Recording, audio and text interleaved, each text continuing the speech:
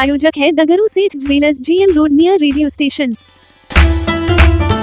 Darjeeling public school में science एवं arts प्रदर्शनी सह फेयरवेल कार्यक्रम का किया गया आयोजन। शनिवार को दार्जिलिंग पब्लिक स्कूल कबीरचक में साइंस एवं आर्ट्स प्रदर्शनी सह फेयरवेल का आयोजन किया गया, जिसका उद्घाटन दिल्ली पब्लिक स्कूल के निदेशक शोएब अहमद खान एवं दार्जिलिंग पब्लिक स्कूल के निदेशक बिल्टू सानी ने संयुक्त रूप से दीप प्रज्वलित कर किया। इस साइंस एवं आर्ट्स प्रदर्शनी में विभिन्न वर्ग के छात्रों ने भाग लिया। इस प्रदर्शनी में वर्ग 8वीं के छात्र हाइड्रोलिक जेसीबी, वर्ग 6 के छात्र विंड मिल, वर्ग 7 के छात्र वोल्कानो केमिकल फैक्ट्री प्रदूषण से कैसे बचाव करने के उपाय हो।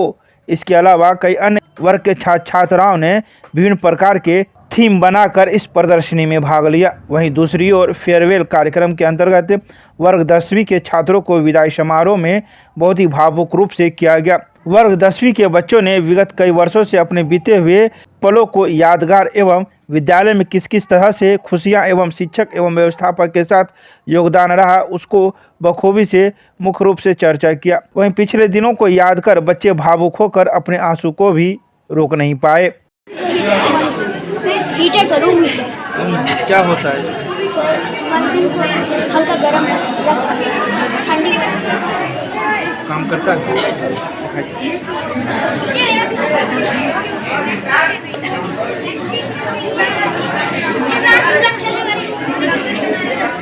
I did in Darjeeling Public School.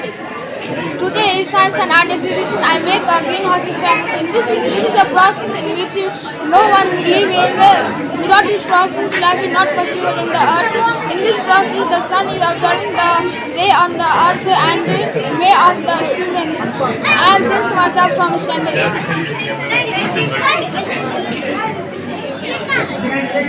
Sir, my name is Saurabh Kumar. I read in Darjeeling Public School.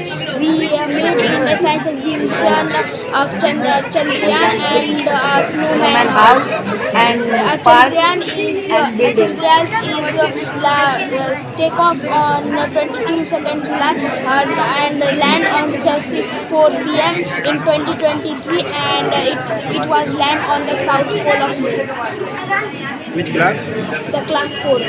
What's your name? My name is Saurabh Kumar. And this is Earth. Then sun is rising for sunlight go in Earth for morning time.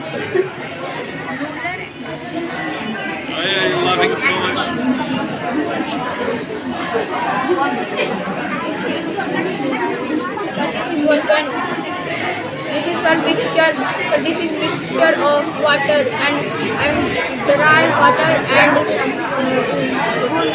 gone and ice. And this is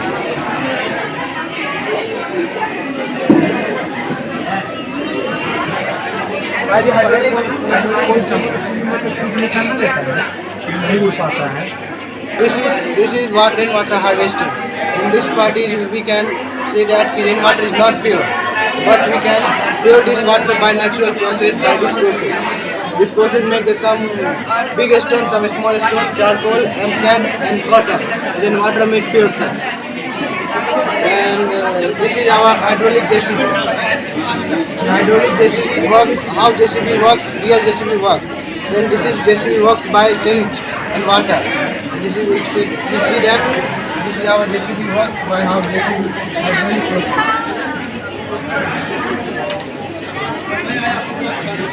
Which class? Class 8. Sir. Name? Name is Ayush Sanjan. Ayush Sanjan from class 8.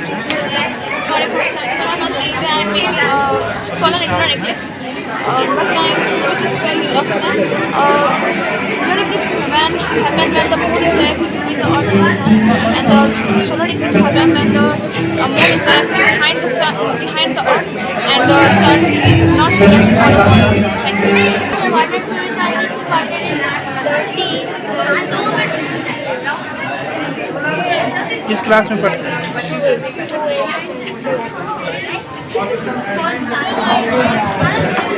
I was Kushimari from class 6. This is wind wheel without working electricity. किस class में है? Class 6.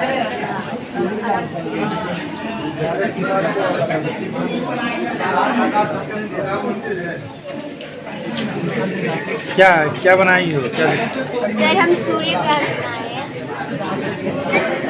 क्या होता है, क्या कहेंगे? Sir जब ऐसा टाइम आता है जब हम लोग को सूर्य नहीं दिखता है उसे हम लोग सूर्य ग्रहण कहते हैं। वो कब आता है जब सूरज सामने हो, अर्थ बीच में हो और मून लास्ट में हो। ऐसे पोजीशन पे आ जाने के बाद हम लोग उसको सूर्य ग्रहण कहते हैं। क्या नाम हुआ? मेरा नाम सर गौरी कुमारी है, हम क्लास 7 से हैं। Sir it's an oblique.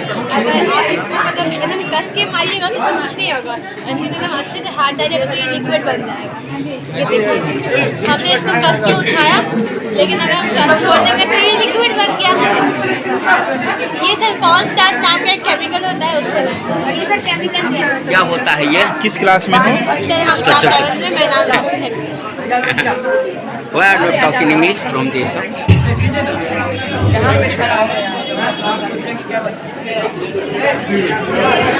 बच्चों के अंदर में देखिए इनकी बौद्धिक क्षमता इतनी बड़ी है कि छोटे छोटे बच्चे जो क्लास 2 और 3 और 4 में हैं उन लोग की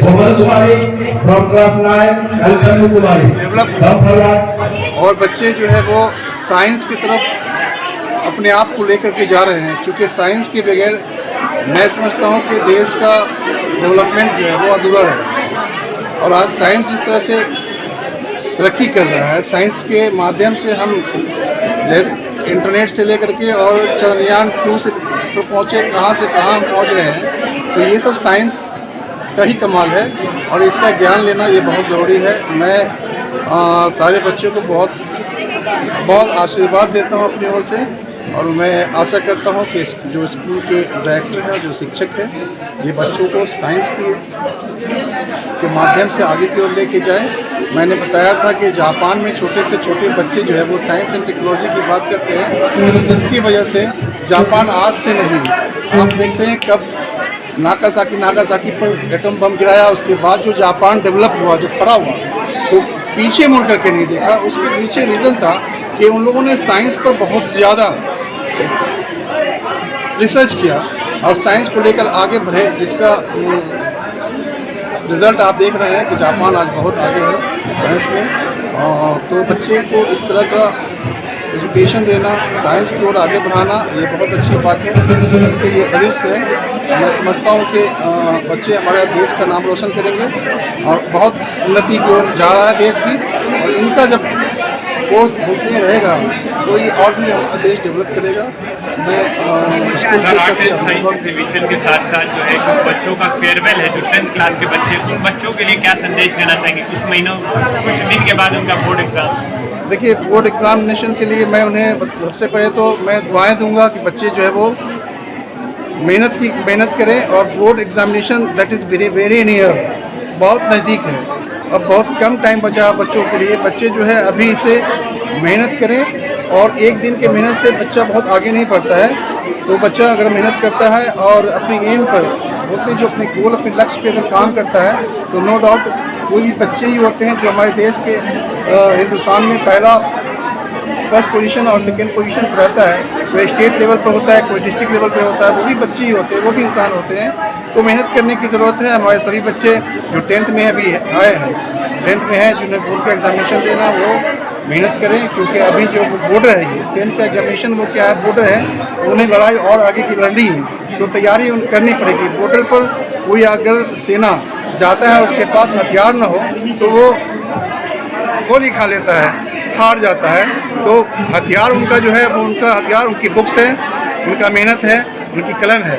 अगर आगे उस हथियार का उसके साथ वो आगे की ओर जाएंगे तो नो डाउट वो आगे बढ़ेंगे। और मैं बहुत शुभकामनाएं देता हूँ अपने सभी 10th के बच्चों को कि आगे की ओर बढ़ें। और मैं सैनी जी को बहुत बहुत धन्यवाद देना चाह रहा हूँ कि इस तरह का आयोजन करके बच्चों का जो है मनोबल ऊपर कर रहे हैं और वो दिखा रहे हैं। बच्चों के अंदर में कंपटीशन की भावनाएं जो है वो बनी रहनी चाहिए, ताकि बच्चा जो आगे की ओर बढ़े। और आप सबों को मैं बता देता हूँ, थैंक यू वेरी मच। आज दार्जिलिंग पब्लिक स्कूल कबीरचक दरभंगा के प्रांगण में प्रत्येक वर्ष की भांति इस बार भी साइंस एवं आर्ट एग्जीबिशन का कार्यक्रम स्कूली बच्चे के द्वारा बहुत ही बखूबी से इसको प्रसारित किया गया है। आज इस अवसर पर क्लास 10th के बच्चों का विदाई समारोह यानी कि फेयरवेल पार्टी का भी कार्यक्रम रखा गया है।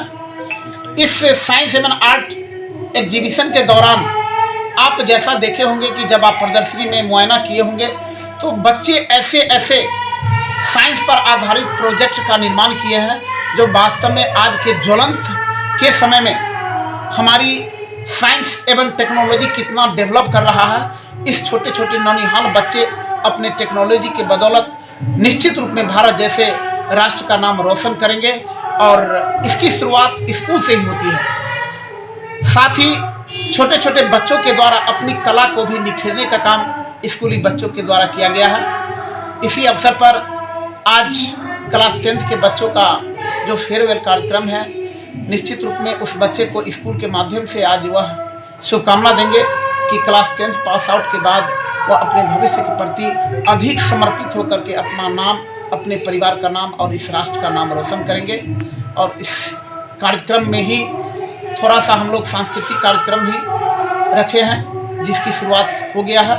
मैं पुनः इस फेयरवेल एवं साइंस एवं आर्ट एग्जीबिशन के माध्यम से दार्जिलिंग पब्लिक स्कूल यह संदेश देना चाहती है कि बच्चों में प्रतिभा निश्चित रूप में हमेशा ज्वलंत रहे।